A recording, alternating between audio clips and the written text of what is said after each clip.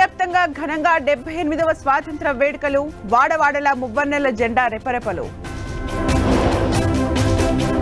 గత 10 ఏళ్ల పాలనలో ప్రజలు స్వేచ్ఛను కోల్పోయారు. 70,000 అప్పును 7 లక్షల కోట్లకు పెంచారన్న సీఎం రేవంత్. అభివృద్ధి, సంక్షేమం 2 కళ్లుగా పాలన చేస్తున్నాం. గత ప్రభుత్వ దోపిడీలపై విచారణ జరిపిస్తామన్న చంద్రబాబు.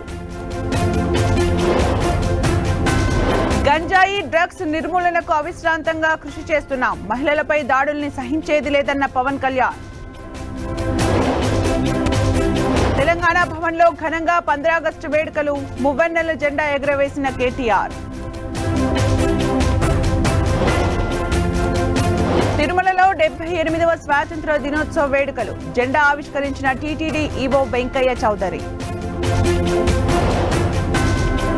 బంగ్లాదేశ్ కు భారత్ ఎప్పుడూ శ్రేయోభిలాషే, హిందువుల భద్రతపై ఆందోళన వ్యక్తం చేసిన ప్రధాని మోదీ.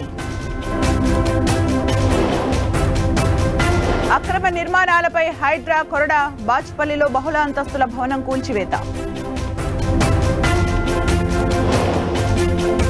కాసేపట్లో సీతారామ ప్రాజెక్టు ప్రారంభం, 3వ విడత రుణమాఫీ నిధులు విడుదల చేయనున్న సీఎం రేవంత్.